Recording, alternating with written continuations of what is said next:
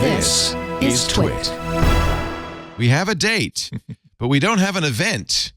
Apple announces May 7th event, putting that in scare quotes, because the invitation is, why don't you watch this video on May 7th? That's 7 a.m. Pacific time. Why don't you watch that video?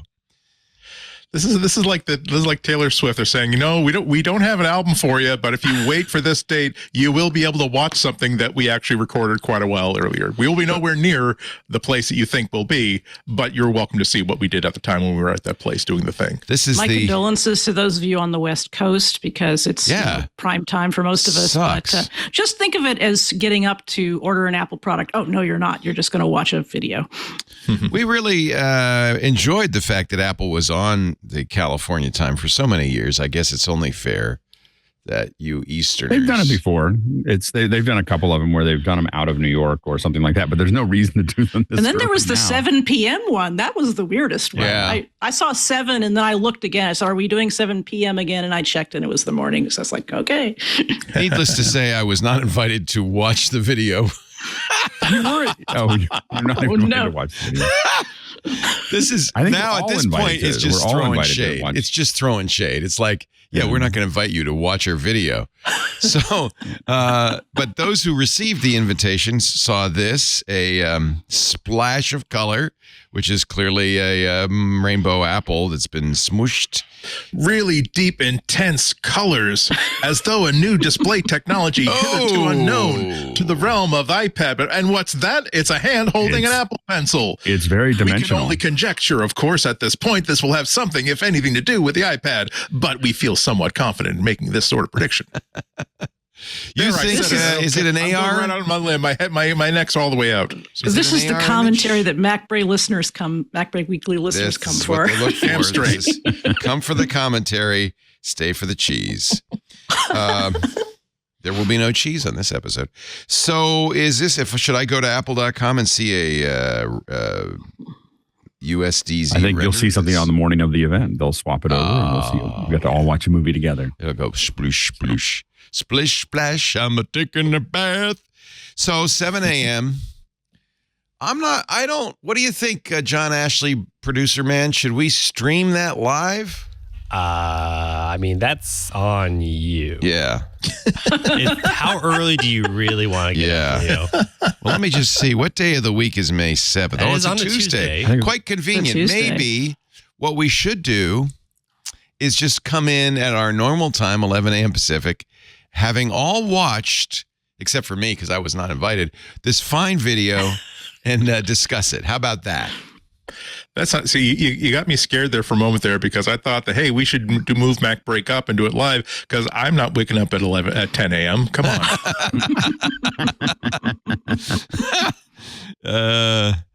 It's going to be iPads, obviously, probably the new iPad Pro with OLED display. You were referring to the rich colors, Andy. Yeah. And that's going to be pretty cool, because I have devices with OLED. I have devices that don't have OLED. I think we've talked about OLED displays before, and the complaint is usually that the contrast is way higher and the colors are a lot punchier. But hey, that's like having a McDonald's cheeseburger with all the salt and all the fat and all the carbohydrates. And the answer to that is yes. We know we like salt, we like fat, we like carbohydrates. That's why they put them in the burgers. And so OLED displays that have this for ordinary work, it's absolutely fantastic. What's going to make it really cool for Apple is that oftentimes the disadvantage is that, all that punchiness comes at the cost of color accuracy. Like if you're using this as a creative to create art, edit photos, edit video, whatever, you kind of want to see what you think that most people are going to see. You don't necessarily get that on like a Windows laptop with an OLED display. You have a lot of faith, however, that when Apple puts that on an iPad, they're going to make sure it's color accuracy. It's still going to be like probably the best. The goal will be to make it the best display you can get on an Apple device. And for a while, like iPads are often in that category. And given the pencil in the actual graphic, it'd be really interesting to see how far they push that. I mean, there's a lot of us have felt that there was a lot more you can do with the pencil, proximity control, being able to, do more things that feel more like airbrush, do more things with the tip, more things that are pressure sensitive. there's a lot of things that could be done with the pen for artists that, I think a lot of us thought would happen 5 years ago, that maybe given how proud they are of the pencil, given that it's in the actual graphic, we might see some innovation there. I'm glad to see it happening for those who are excited about OLED. I personally, and I said this on a podcast a while ago when they were asking about predictions for iPads, and I said, well, it's not a prediction, but it's a wish list. Could somebody give me a 12.9-inch iPad Air? And I didn't think that was realistic at the time, and subsequently, it's become more of a live rumor. And part of the reason for that is that Apple has all these extra screens lying around, apparently enough to make iPad Airs without OLED displays. And as somebody who is very mid-market, that's an insult, I suppose. But I live in the mid-market. What can I tell you? And I don't really need the poppy OLED display for my personal use. And I would like to save a little money, but I love a really big iPad. So I hope that there is also a 12.9-inch iPad Air for me. Yeah, I agree with you. I've got a 12.9-inch M1 iPad Pro in front of me right now. And if I could have gotten everything that I get out of this without having to spend MacBook Air type money for it, that would be awesome. It does make me wonder if Apple's going to start us down the same road that we wound up with the differences between the MacBook Pro and the MacBook Air, where it's like, okay, they're technically the same computer. They technically will benchmark pretty much the same. Most of the features that you would want in a MacBook Pro are also in a MacBook Air. So why do they have two different models? So if this rumor does prove to be true, I'm really keen to see how they differentiate a 12.9-inch iPad Pro from a 12.9-inch iPad Air, given that if they both have the same sort of displays, that has to be a way that they're going to save money and save the price point on the iPad Pro. But if they also have the same kind of features with the pencil, if they have a lot of the same things you can do with continuity, that's going to be a much more difficult question. I would love to see a 12.9-inch, much less expensive, though. I would have definitely gone for that had I had that opportunity. So, yeah, this is Gurman says it'll give the Pro version a snazzy new OLED display. We know that. One thing he pointed out, though, this was a couple of weeks ago, that and you kind of see the tea leaves, that the iPad availability dwindles ahead of May revamp, but not for the iPad Pro, which is still well stocked, which is going to put Apple in a little conundrum, because if that's true, maybe they'll have both a M1 iPad Pro like you and I have, Andy, and this new, I guess it'll be an M3 iPad Pro. I mean, they've done it before. They've had a complex product line with two things that are named the same but have different chips. I don't like it when they do that because it's very hard to talk about.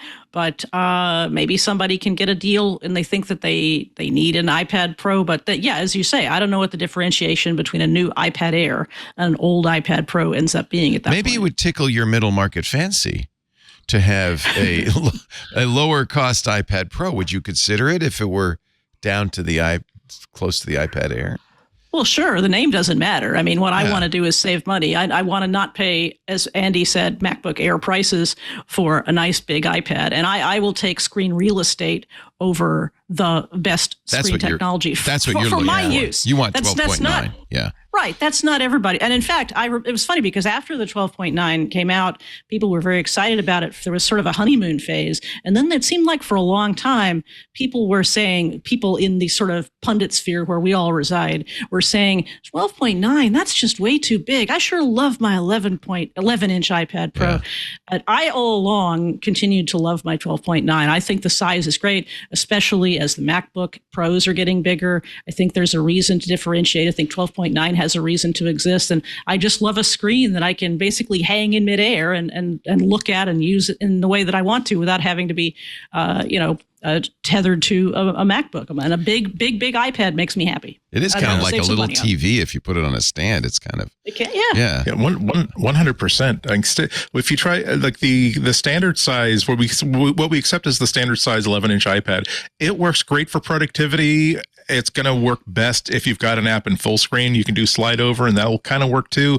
But for Stage Manager, and if you're really, really, really trying to get a lot of work done in the course of an afternoon, you really want 12.9 inches. Absolutely. Also, I'm no joke. I mean, I'm in the middle of kind of reorganizing how I've got my hardware set up on my work desks, and one of the things I'm buying is an articulated arm for my 12.9-inch iPad Pro, because one of the things I use it the most for is simply as a third display for my M1 MacBook Pro, which can only technically do 2 displays, and there's no lag, there's no suffering whatsoever. It is a 12.9-inch display that is kind of perfect as the window that I'm actually writing on, as I've got other windows, other displays for research. And so the ability to, it's a way that you're spending more for the larger model. However, you're getting value back in the form of, here are all the things you can do with it that make it a lot more useful and a lot more powerful, simply because it has more of a conventional sort of a laptop size screen. This is why I haven't seen any rumors to the effect that there'll be other kind of productivity features that are above and beyond, has a different display, it's a larger display, but things like, well, here's our things you can do with it as an external display for another device. Here are things you can do with it that basically as an accessory for a Mac or anything else you have in the Apple ecosystem. That's the sort of thing I'm super, super excited about, particularly in the Pro line. And that could be a way that they decide to differentiate. They say that, yep, this is the 12.9-inch iPad Air is simply the iPad Air with a bigger screen, whereas the 12.9-inch iPad Pro is always going to be the one that is the workhorse, the workstation, the thing that, it's the most expensive one, but you'll be getting at least twice the value back in what you can do with it that you can't do on a smaller display or lesser hardware. Like if it's just the way it works with external displays, like having displays plugged into the iPad Pro, that would be super interesting to me as well. I think the big challenge is figuring out what happens with the Pro and why do you get a Pro? Because the biggest challenge for the iPad is that it's so overpowered for what most people use their iPads for, that finding things. Now, I think that, Apple's put Logic and Final Cut and Resolve and there's LumaTouch and there's other things that are now pushing the iPad a little bit, in that area. But for most users, if you're not doing video or some of those things, it's really proving the need for a Pro versus, something a little bit lighter. So here's another question. Given that there's been a lot of talk about AI at WWDC and the new AI M4 chip and so forth, all this speculation, mostly from Mark Gurman.